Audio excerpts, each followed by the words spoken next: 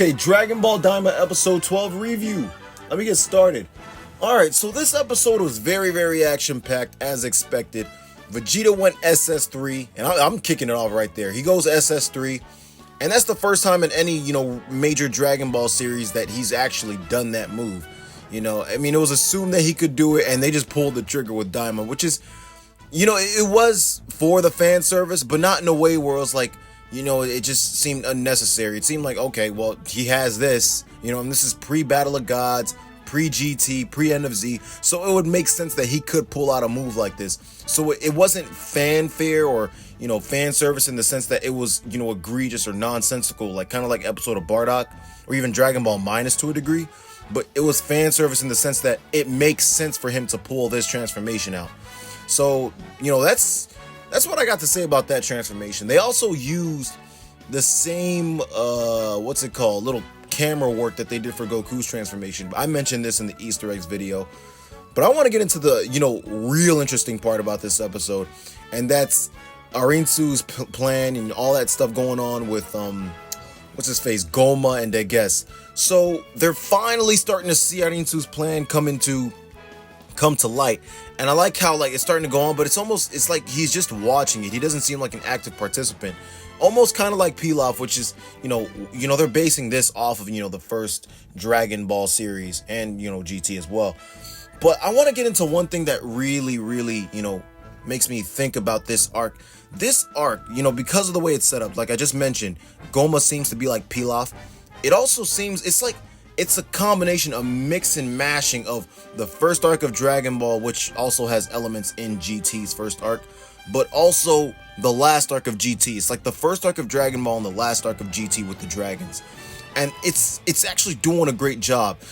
Looking at these episodes, it was a bit mixed in the beginning, but the pace really seems like, it's perfect. Around this time, like the last few episodes, the pacing has been better.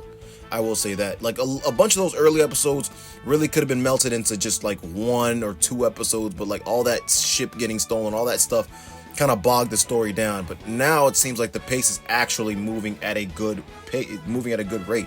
Tamagami number 2 and Vegeta beating, Majin DUU and Vegeta beating their Tamagami, almost at the same time. It's just moving so fluidly now, And I'm not saying this like trying to change my opinion. Like I told y'all just now, those early episodes, they dragged a bit, and they just dropped lore for sometimes for no reason. Like why did you have to learn that the Kaioshin only drink water, stuff like that? Like it does nothing for the story. To this day, it has done nothing for the story. Just stuff like that, like random lore drops that were unnecessary, stuff like that, But that's what I gotta say about that. But all right, so let me talk about what it means, what I'm talking about when I'm saying it molds Dragon Ball's first story arc and GT's last story arc. Obviously, you got the Tamagamis, which are like stand-ins for the evil dragons.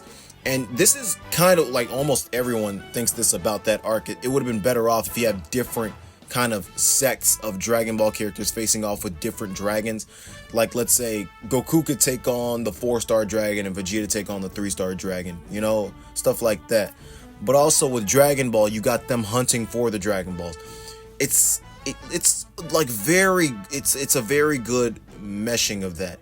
What would make it better, of course, is if it wasn't stuck in a time gap, so they're all going to be safe. That's one thing that, kind of messed with Super Story. You just knew they were all going to be fine. There's no tension, no suspense, actually, is what I meant to say. It has negative suspense, as I said in that one video. There's negative suspense in Super because of that reason. And for that reason, there's negative suspense in Daima. If this was taking place after Z, like GT, you'd actually have suspense, but that they're going to be fine because of the manga. But who knows?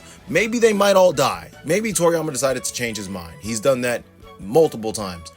But I mean, with Super, you saw how they did their best to make sure that Trunks, like his story, didn't interfere with the end of Z. They killed off everyone they could kill off, including Bulma, future Bulma, and took Trunks to a different timeline, even though he honestly could have stayed in the Universe 7 timeline, the one that everyone saw from Super go to the tournament. The timeline that you're watching of Dragon Ball. He could have stayed in that timeline and nothing would have changed.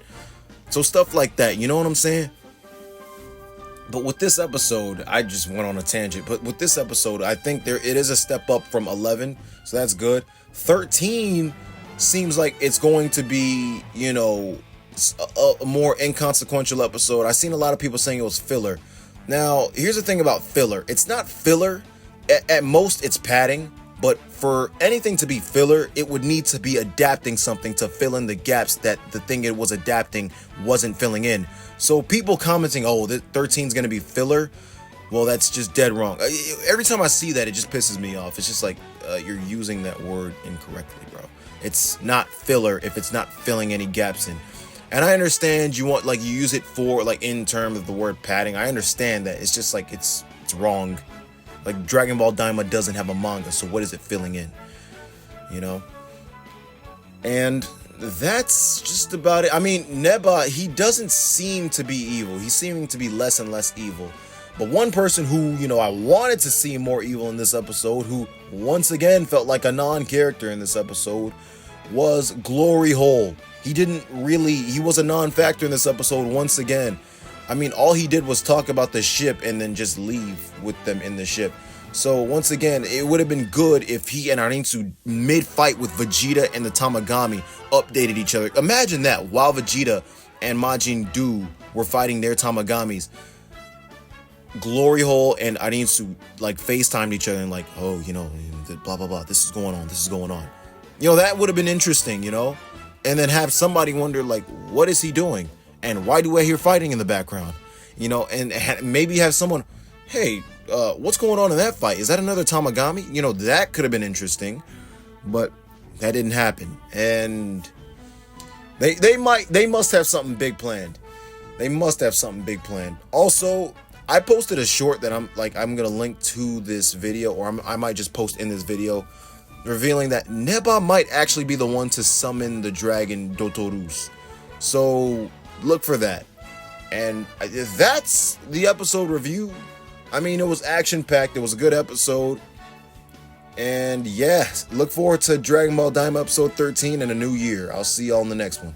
And stay tuned for my videos coming out. Regular show and more videos toward the end of the year. I got a lot of videos, you know, just planned for the end of this year.